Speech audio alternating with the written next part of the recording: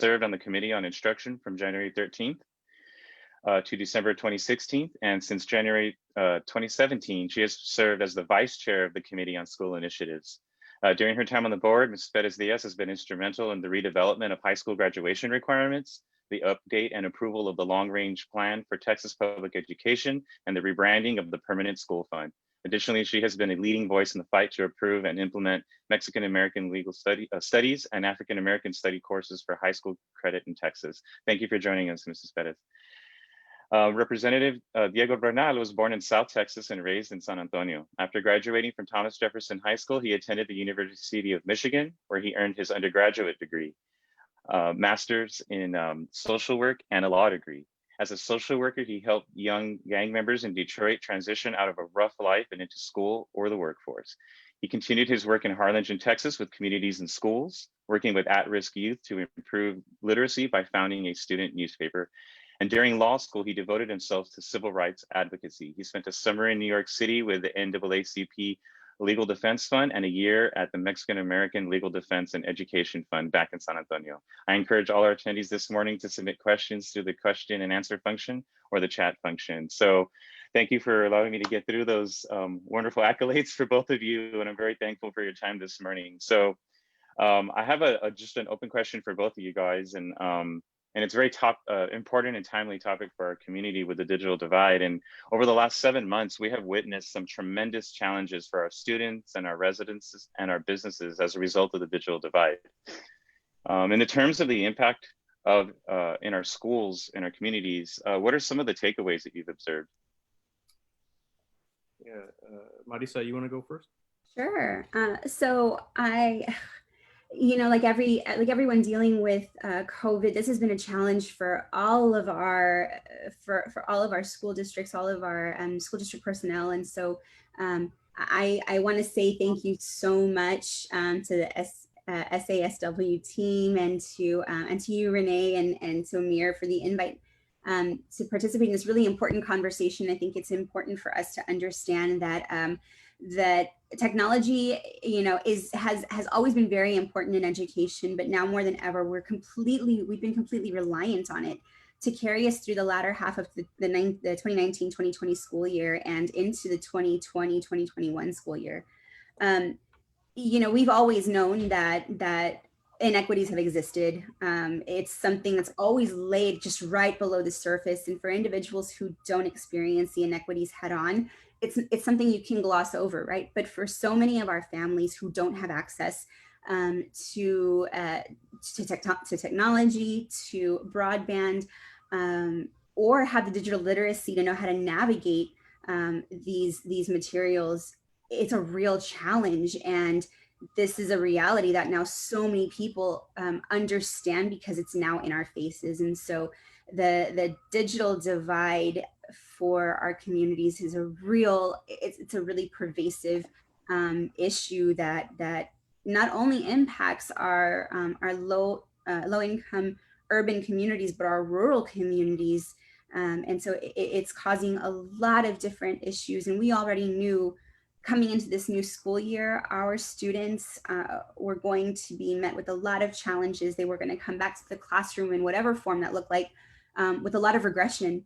And that, coupled with the fact that we have this digital divide, right? This lack of technology literacy has really just amplified all the challenges that our youth are experiencing. That, and our educators as well, because we have a lot of educators who are not aware of how to navigate technology as well. I'm one of those adults who doesn't know, a great deal about technology, and so it's been a challenge for me. And so I think that the one thing that I've learned is, how do we have conversations with families, with youth, and with educators who are trying to learn this while they're trying to implement? And that's been a struggle. Absolutely. Those are some really key takeaways. How about you, Representative? Yeah, first of all, I think that's right. I sort of see it in two pieces, right? One is the experience of, let's call them the users, students, parents, educators. There's a digital literacy piece, of course, what they are and aren't familiar with. But there's also an access piece, an access to the devices, and an access to connectivity in general. these are all things that existed before COVID. COVID has just sort of laid it bare and exacerbated it. But I want to make sure that we distinguish those two things also, right? Because one is made it worse, but it also revealed what was already there, like work that we already had to do, that we still have a lot of ground to make up. But on the other side, I think it's forced us to look at the internet in general and access to the internet less like it's an extra in our life. It's not an entertainment delivery system. It's not another platform like a Facebook or a Twitter or a favor. It's something else, and it's something that's closer to a utility, a necessity. It's something more like water and electricity that I think we've previously been sort of frank enough to talk about in that way. And I think when you look at it that way, because you cannot do business this way, and you certainly cannot have a real education system without it, even if you're not doing all virtual. And look, virtual is hard. I've got a 3-year-old. We're doing virtual pre-K 3. It is the most punishing thing I've ever done. I feel like every day is like a referendum on what terrible parent I am. But it's an absolute necessity in what education looks like today. It's an absolute necessity in what business looks like today. So we have to stop thinking about it as an extra and start looking at it as a centerpiece. And every policy conversation we have, I think, has to start with that acknowledgement. And anything other than that, I'm not saying is a failure, but it's at best a half measure. That's very, very well put. And I mean, I think that I felt like that was a really important question to kind of start with. Like, what are your takeaways, right? Because I feel that we're personally going through this together. You all as policymakers, elected officials, ourselves in the business community, educators, we're all kind of going through this together. And I think that by that shared experience and that shared pain that we're all going through as a community right now, from school children all the way to older adults, how do you think that has shifted the policy landscape regarding the digital divide? I mean, I'll say I think Diego, his last point, he laid it out so clearly, right? That there needs to be a prioritization of technology now more than ever, because we are experiencing the reliance that we have on technology. I think, one of the things is, as Diego was speaking, is I thought about some of the conversations I've had with some of our administrators across the state.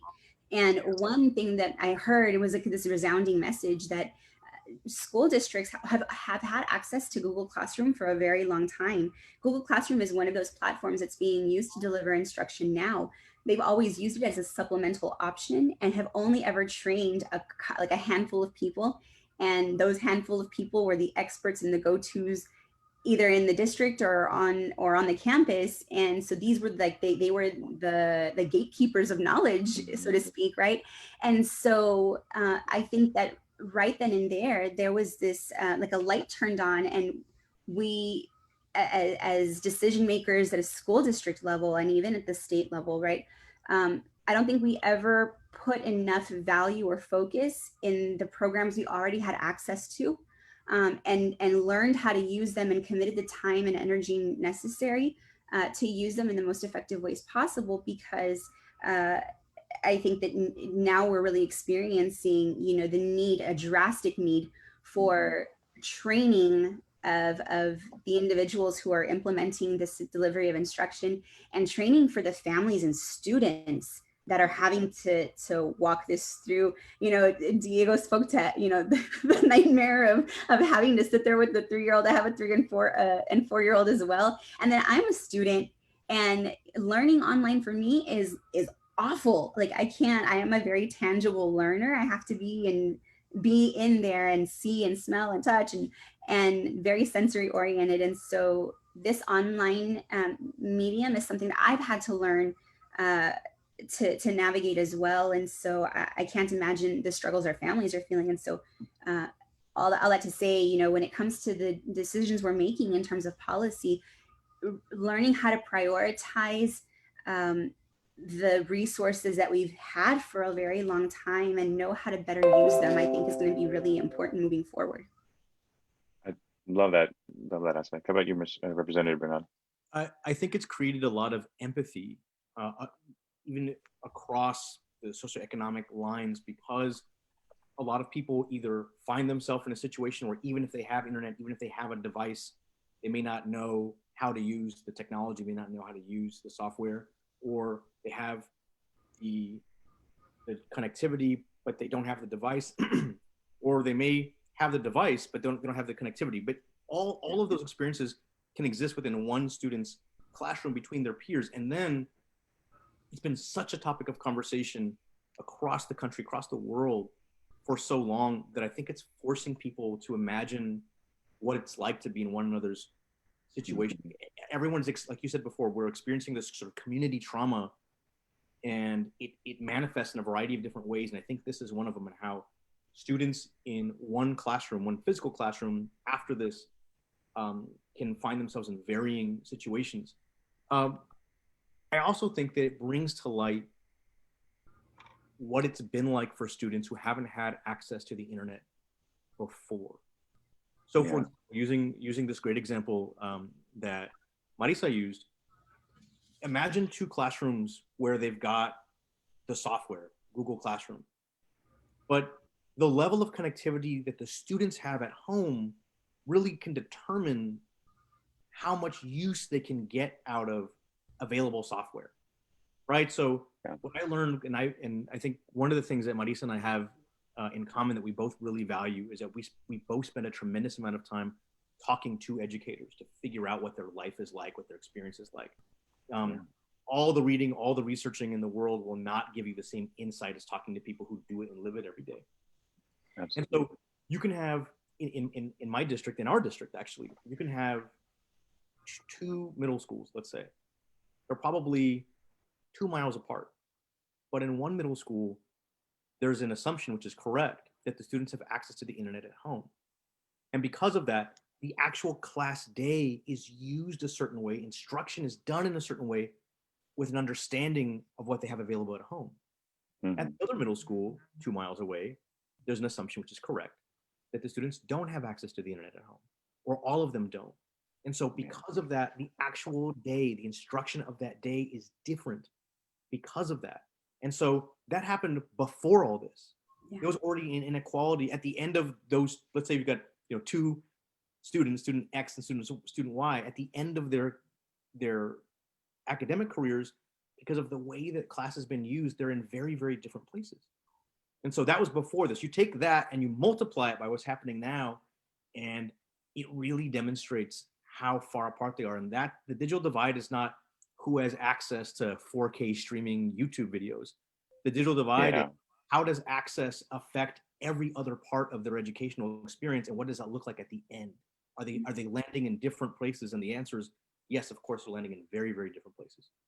Well, yeah, that's very key. And actually it touches on equity, which is something that I know that when I spoke to you last week, Ms. Perez, about this, you were basically mentioning how critical this equitable distribution of that online, quality online experience for these remote learners, and that there's some disparities there. And I guess it's very hard from a policy standpoint to try to have different types of environments where, like you representative shared, this situation where connectivity is not an issue. So the predictability of how the ecosystem is there is a little bit more easier to deal with. But on the other side, a lot of adaptability that's needing to happen, and a lot of adjusting and kind of trial and error, if you would say. So I guess one of the questions that I thought would be helpful is more so on, like, when it became apparent last March that students were not going to come back to school and that face-to-face instruction was not an option.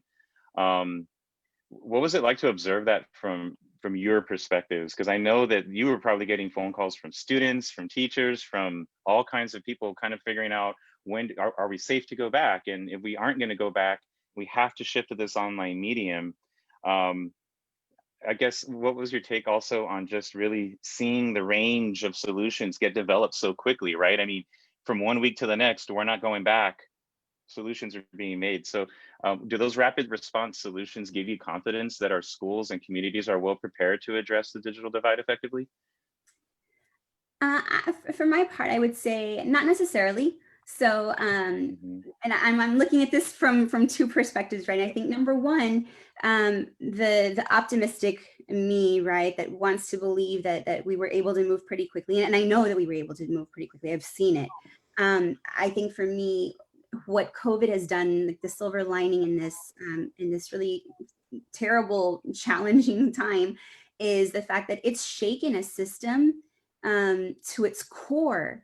And because it's done that, it's challenged practitioners, administrators to make changes, policymakers to make shifts in policy, um, like at the drop of a dime to adjust. And so for me, what that did was really, it really brought forth the idea that we probably have a lot of arbitrary policies in place, that we were, that have just been there because nobody's ever challenged them.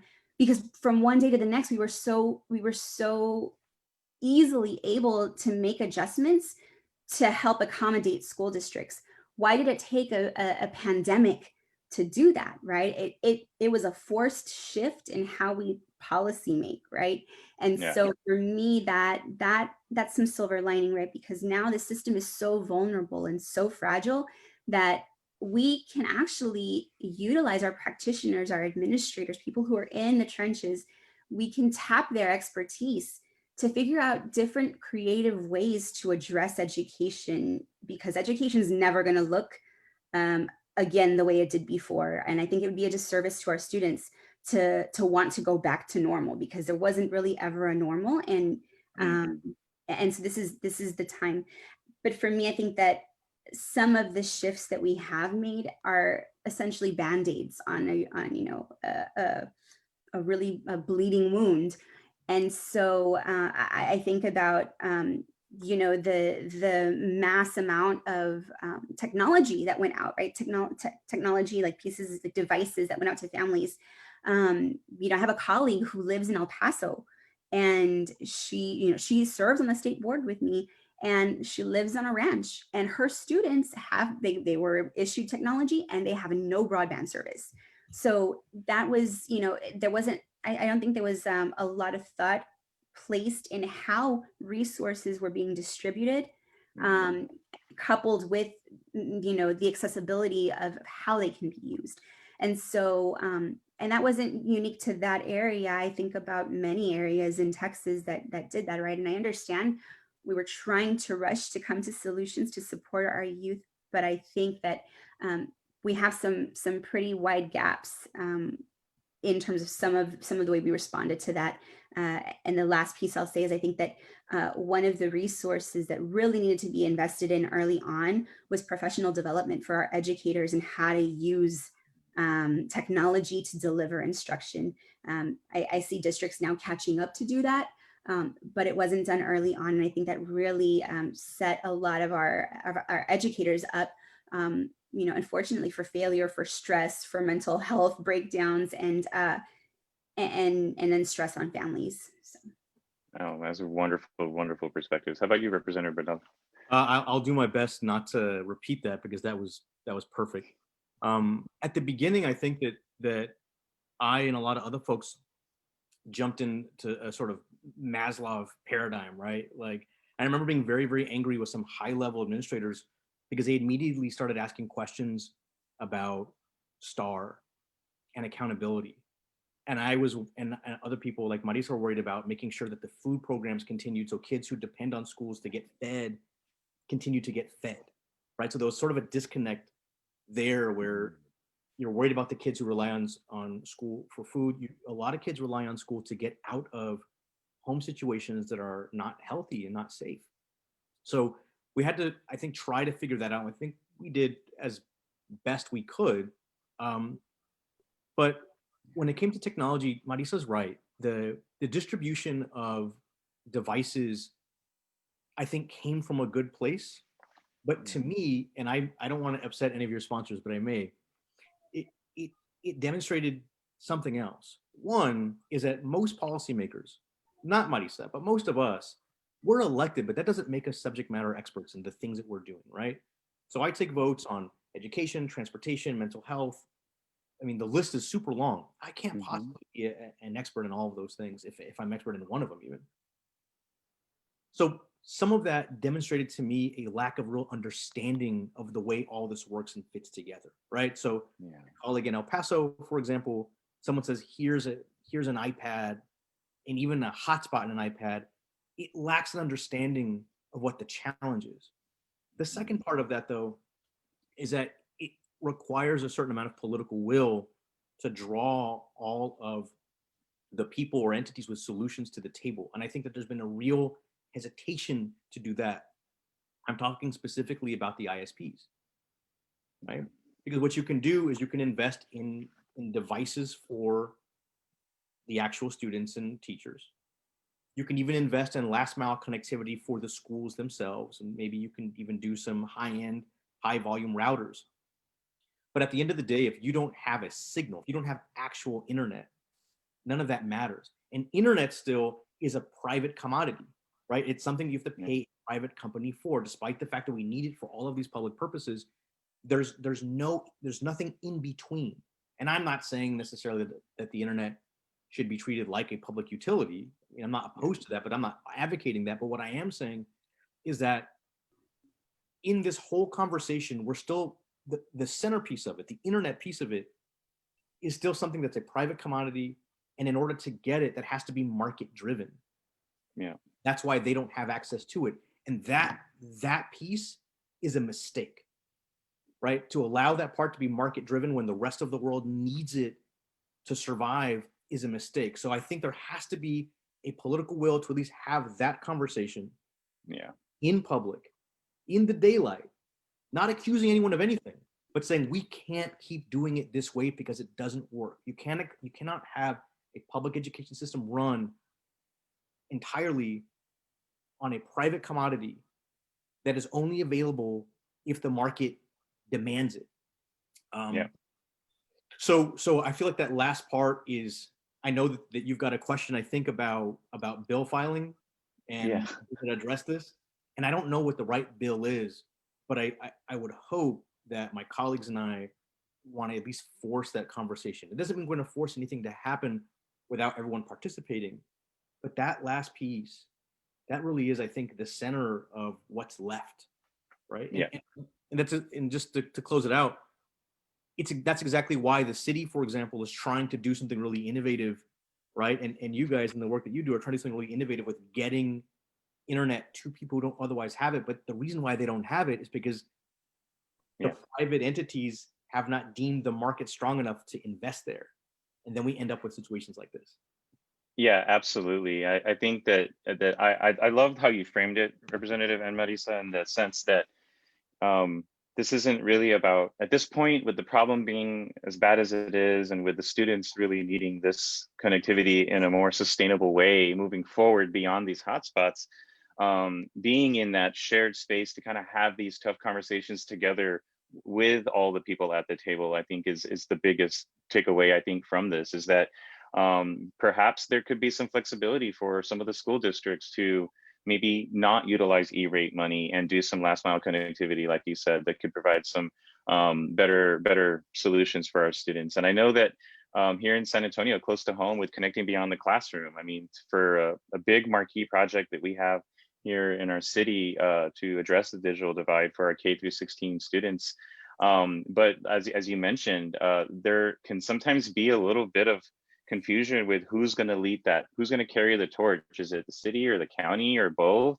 Can private sector get involved too, with some of the philanthropic organizations? I mean, I think understanding that this table to solve the problem it has many seats, and that there should really be maybe a leading voice in there, but that really it's a coalition based kind of approach to solving this problem. So the question that I was mentioning for you, Representative, was, there's a lot of confusion sometimes on what communities can and can't do. And obviously sometimes they have to be very cautious with, not violating any utility codes and those things like that. But do you feel like there needs to be something out there to provide some clarity for, a county or a city or a school district who wants to get involved and maybe correct some of the deficiencies that have not been addressed? Yeah, absolutely. I mean, you have to. I mean, look, I always describe this kind of work as representing two sort of distinct but overlapping groups, right?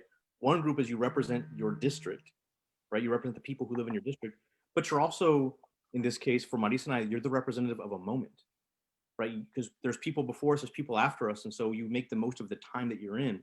And Yeah. I'm concerned that state law and federal law may not rise to the moment, and the moment demands that we shift away from it being purely market driven, that it's a pure private commodity and something that at least acknowledges the public utility of it. I'm probably not the right person to come up with what that fraction looks like, right? Or what the minus on it is, but it has to be different. And so if whether it's the city or the county, some entity that is responsible for people and not profit has to have the authority to step in and say, the people that we're responsible for need this. They either need it in this moment or they need it permanently because the world is different. And there has to be some sort of meeting of the minds and then memorializing whatever that is so that everyone's duty bound to it to see it all the way through, right? So the short answer to your question is yes. What exactly that looks like, what the bullseye is, I don't know. And you probably don't want me taking the shot, but at a minimum, I think we know what the outcome looks like when it's working the way it's supposed to. That I think we can agree on. Definitely. And a question actually for Mrs. Perez is that, one of the things that I've learned about the SBOE that you mentioned is that you all are responsible for defining the curriculum standards, right, for our students. So, what do you think that this new distance learning environment creates an avenue to develop a minimum standard in terms of connectivity in order to kind of have that same middle school scenario that you described earlier, Representative? Do you think that we can tiptoe the digital divide or like connectivity as a standard? Oh gosh, absolutely. I think there's a lot of opportunity right now that we already have computer science technology courses that we look at, and a lot of it is very technical. What the students should be learning in terms of I think applicable skills and those sorts of things. I think along with that is a requirement for what kind of training needs to go to support this type of learning. So absolutely, there are definitely avenues for that. And the State Board of Education doesn't legislate over teacher preparation programs or teacher training, but we do work in tandem with the State Board for Educator Certification. And so because we work with them, one of the conversations that's really important to have is now that we're in this moment. I love the way Diego framed that. I just, it was perfect. It spoke perfectly to what I was thinking in terms of our partnership with SBEC. Have conversations with individuals who are legislating over the educators that are having to implement this sort of training, and even the administrators, right? Our superintendents who are having to figure out how to navigate this space as well. What kind of trainings are necessary? What steps and processes would lift barriers for learning? And I'm not even talking about just learning for our staff, our faculty and staff in the school districts.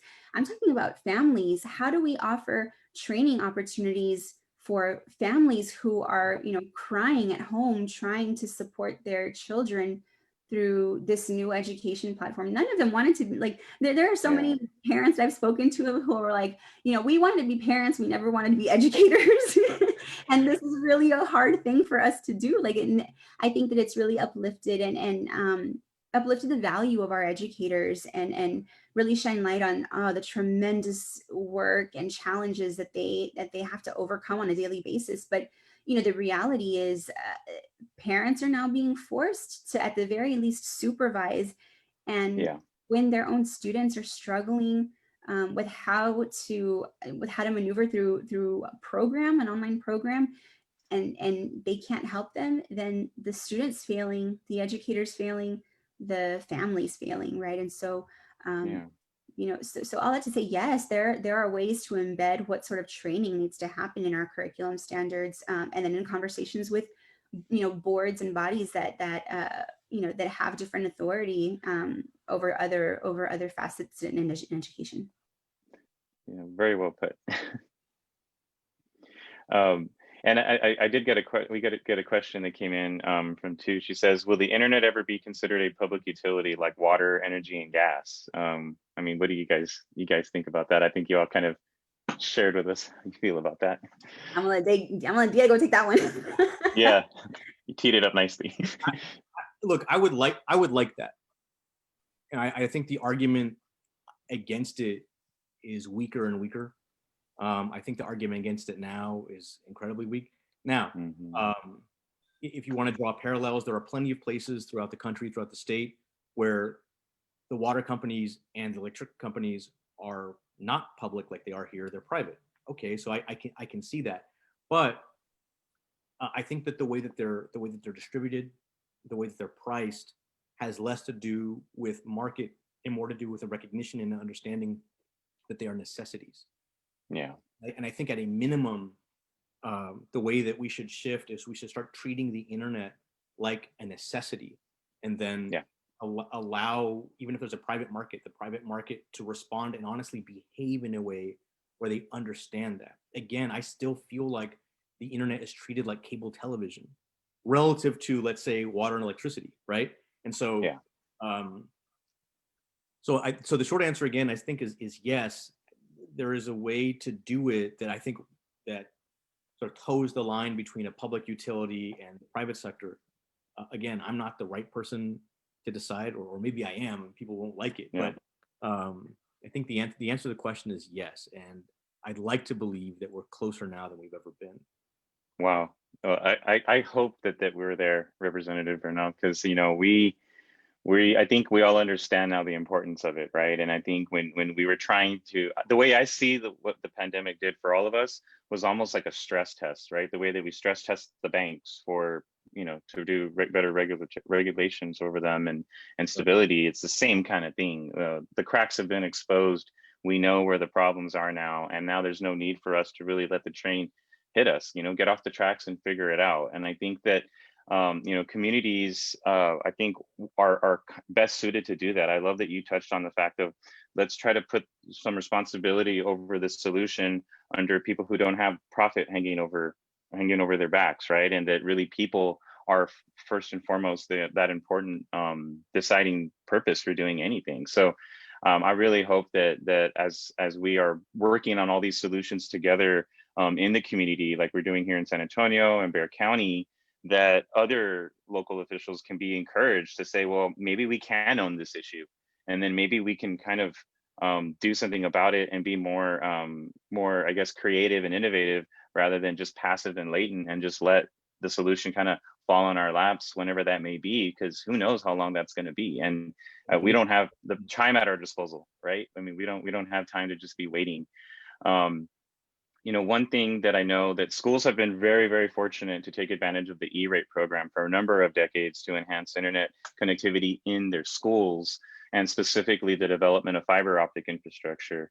And I know that there's been some debate at the federal level with our federal lawmakers to formally expand the authority of the E-rate program to allow for that flexibility and technology to reach their student households. Do you believe that the added flexibility will provide some relief to schools who are unable to meet the device gap or the connectivity gap? I'm a little bit, I'm cautious. I don't know. It would have to, for me, it would really have to depend on the language and statute, how the language is developed in the bill it's proposed, because there are a lot of requirements that school districts are responsible for in order to be eligible to receive the E-rate funding. They have to meet deadlines in terms of waiver requests and application requests. And so, I would have to know whether or not the onus would fall on these communities and who it would fall on to keep up with those sorts of deadlines, and just to maintain sort of an ear to the ground in terms of what's happening with infrastructure around, and options and access. Like you have to have the human capital in the area as well to understand technology and access. And if the school districts are going to be responsible for that, at least you have an entity, like a government entity that can be held accountable. But when it comes to communities, what is that accountability going to look like, and what sort of restrictions or eligibility requirements are going to be um, made of communities who are separate and apart from the school districts who have experience working with the federal government in this respect. And so I'd love to say that it would help, but I almost am afraid that if the language isn't carefully crafted, it could actually hinder more communities from access and opportunity. And then, while simultaneously relieving stress from districts to have to do that for families. So Got it. you got to be really careful. Yeah, that's very interesting. Very interesting. How about you, Representative? That's brilliant. So I guess that gives me the opportunity to be the fist in the air guy again, a little bit, and that is that one of the fears that I have is when there's not an interest or an appetite to really focus on a problem at scale. The what's offered is a program, right? It's a program that you have to apply for, that you have to keep up with, that have deadlines and benchmarks, and it's also competitive because the pot of money is finite. So you're essentially competing against other people. And I think that if you take the program and then you compare it, or you put it in the context of the conversation we've been having, in some ways, it can help, and things can be different one day to the next if a district is allowed to implement it the way they want to. At the same time, I think we're also talking about a systemic shift in the way that technology and education overlap, and then the way that government in particular, let's say government and industry, respond to it, right? Yeah. So E-rate to some degree is sort of an acknowledgement that we haven't done that yet. I mean, I'm not saying that districts shouldn't do it, because you have to get as much help as you can get. You have to help the kids that you've got. I'm not saying that we all just sort of wait for perfect to arrive, but just because Marisa answered it so well, what I'm sort of left with is globally, nationally, statewide, we can do better. And so you want to get to a place where E-rate has more to do with helping districts fund things that, let's say, their bonds won't, right? Mm-hmm. But all the other pieces are in place for them to have exactly what they need to give the students the educational experience that they deserve.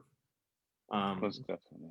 So it's almost like you'd like to see E-rate go away because we've done the bigger, better thing. But that's it's a very easy thing to say and a very, very hard thing to do. And so we all have to live in the world that we're in right now. But that's sort of my feeling after Marisa explained it like the professor, right? So very, very eloquently.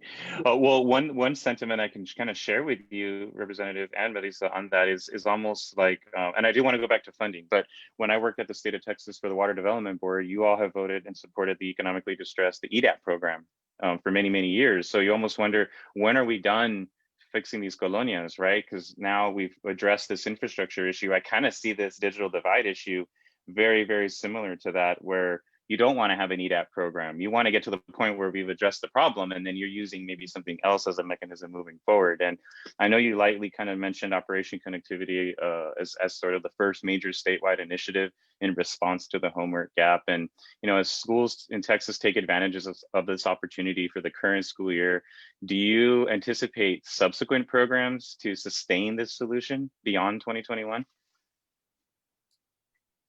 Want me to take that?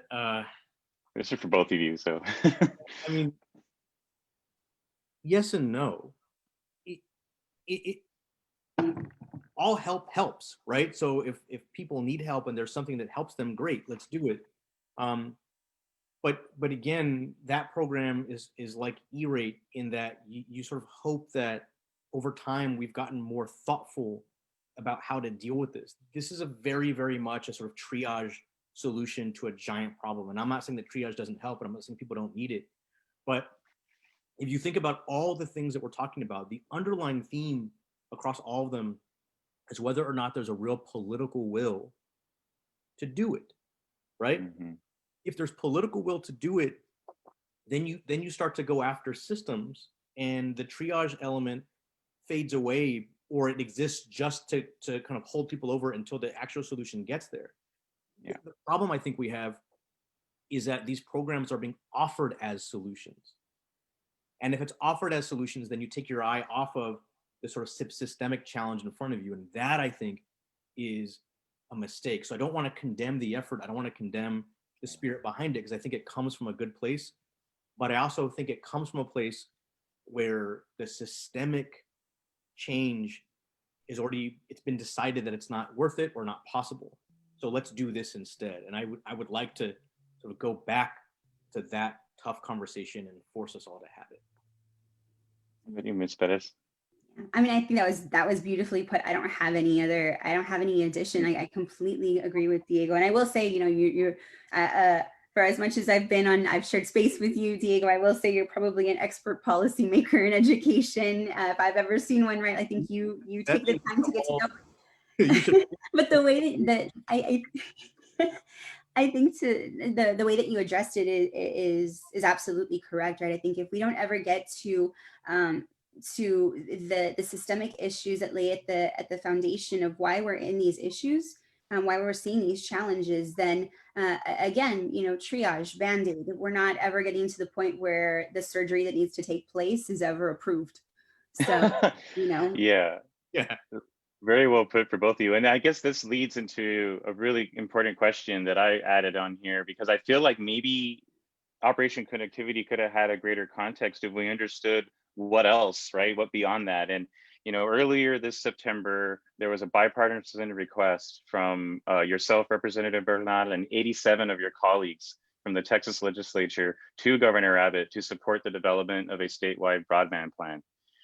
Perhaps the broadband plan and painting that complete picture can kind of allow us to kind of understand where all these solutions fit, correct?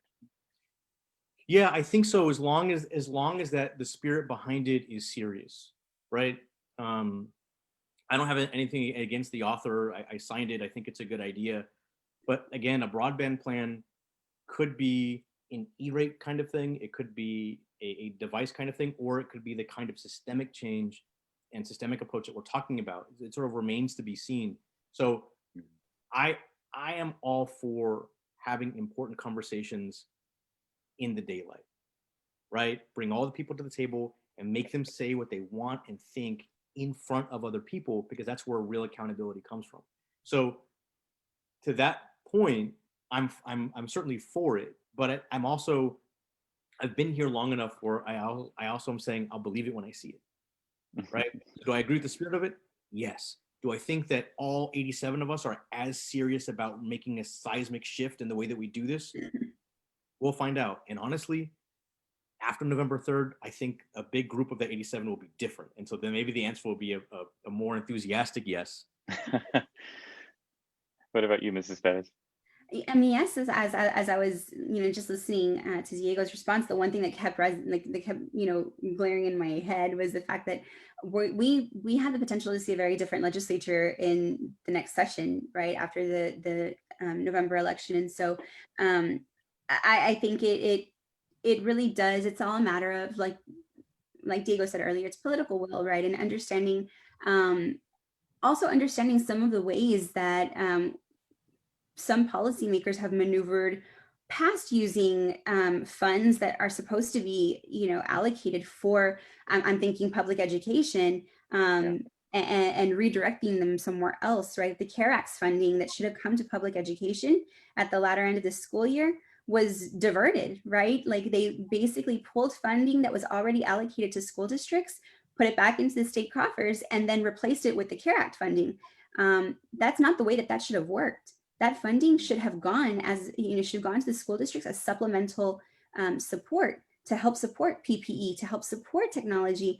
And perhaps, you know, I don't know what I'm not, you know, an expert on what the CARE Act's funding needed to have done, but if there weren't any restrictions regarding infrastructure to support access to broadband, perhaps that's where we could have used that funding. And so also understanding how some policymakers have strategically redirected funding that should belong in different places. Wow. And so it's a challenge, but you have to, like, if you're not in the world every day, and people aren't writing about it, then sometimes those things are missed. And that was a huge miss this last summer.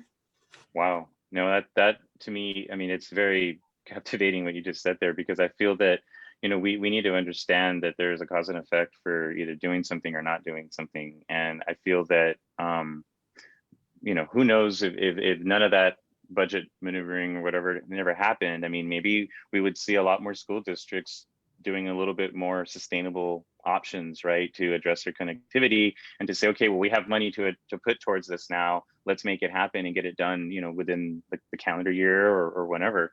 So I feel that we currently utilize statewide planning approaches for our infrastructure, right, like our highways and our roadways and ports and things like that too. So hopefully, maybe if this legislation is crafted beginning of next year, Representative Bernal and Ms. Perez in Austin, that it could be the opportunity for the schools to weigh in, and the institutions of higher education to lean in, and the private sector to kind of collaboratively kind of build that table, but from the state perspective, right? And so that way we can kind of see the beauty of partnerships and that model of community-centric solutions, right? Kind of coming forth from within and from the inside out, basically, rather than a kind of out of place technological solution, so to say. So do you all think, to address connectivity beyond 2021, you just alluded to some funding challenges. Do you anticipate the school districts to kind of have issues sustaining a lot of solutions going into the next year? I know I kind of asked a very similar question, but with what you're talking to, Mrs. Perez and Representative, we're definitely looking at a budget shortfall. I mean, how creative are we going to have to get, and where are we going to get the money from? Those are tough questions. So sorry, I'm leaving them for the end because the bad news is I think the shortfall is going to be much larger than predicted, right? Because the $4.5 billion shortfall that the comptroller announced, I guess a couple months ago now, the part of the assumption he's making is that 2021 is just like 2019, right? That we just go back to normal. And as that year approaches, I feel like that's probably not going to be the case. Yeah. The only way to avoid massive cuts, and in this case, it doesn't matter if you're Republican or Democrat, a tremendous lack of money is a tremendous lack of money, and it's probably larger than the rainy day fund alone can handle and get us through a year. So a lack of funding is a lack of funding. The way that you make up for that is you find new revenue streams. Now, I think Ted Cruz said, when someone says revenue streams or creative funding, that means raising taxes. That's probably true, right? But it can be done in a way that isn't painful. I think the idea of it is less important than how it's felt on the ground by families, right? Yeah. So, for example, if you take just sales tax, the legislature exempts more than it collects. It collects about $44-46 billion in sales tax. It exempts about $48 billion in sales tax. I'm not saying that we should tax everything in the same way in this 48 column, but you can add 1 or 2 or 3% to industries that aren't paying any state sales tax. Computer science, polling services. There's a whole bunch of industries that are paying no state sales tax. So I think the way that you generate more revenue is you do a very, very small, almost unnoticeable amount across a very broad spectrum of items, and there you gather just enough to get us through a really hard time. So I think there are opportunities to do it. They're not easy. They're uncomfortable. They're politically dangerous, but it doesn't make what I'm saying any less true. And it's the right thing to do unless you want to cut things like education and healthcare. Or, which I think would be worse, not worse, but would be bad, is in the education context after HB3, the big school finance bill, year 2 of HB3 was the one where the real money was going to come in, right? The spectrum weight, a lot of the pre-K money, and that's what's on pause. And so the more that we prolong that pause, the more kids we're not serving in the way that we know they should be. So I think being creative with new revenue, but also being gentle, has to be part of the solution. Otherwise, you're just looking at cuts. And I expect the House and the Senate to be worlds apart on this front. Whether we keep the current makeup or it changes, I expect them to be worlds apart, and that's going to be a challenge. That's going to have to. That's where the governor's going to have to come in and be decisive and pick a side. We very much need it, don't we?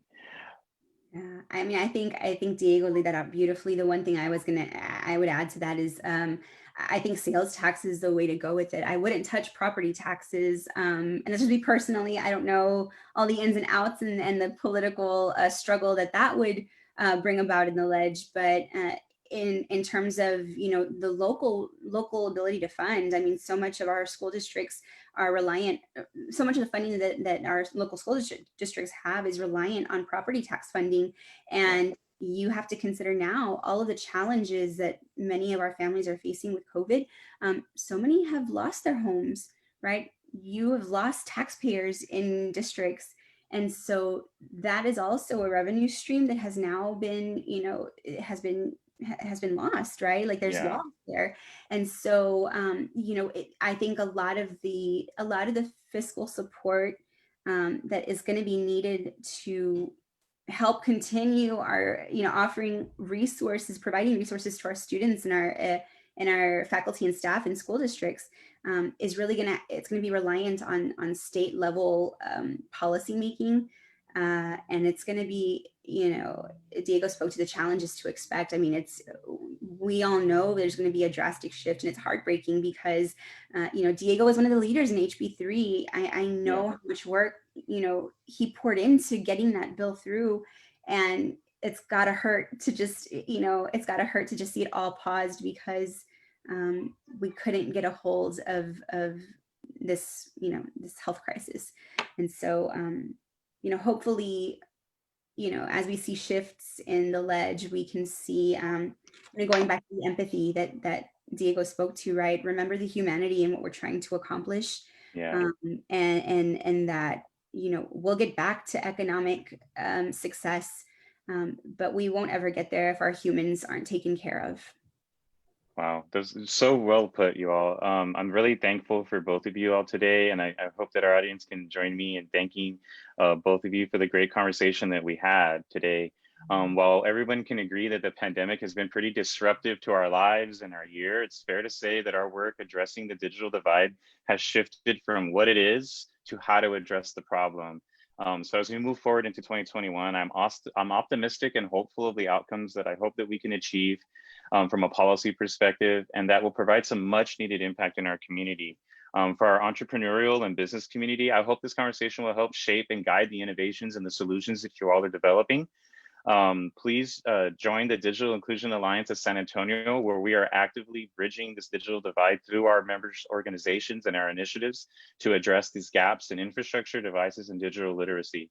You can find more information about DIASA on our website, digitalinclusionsa.org, and on facebook.com/diasa.org. And if you love learning more about the digital divide, please be sure to join us tomorrow from 6 to 7 p.m. With Mr. Amir Samande from Castech. We'll be hosting a panel called The Digital Divide, Stories from Students, Teachers, and Parents.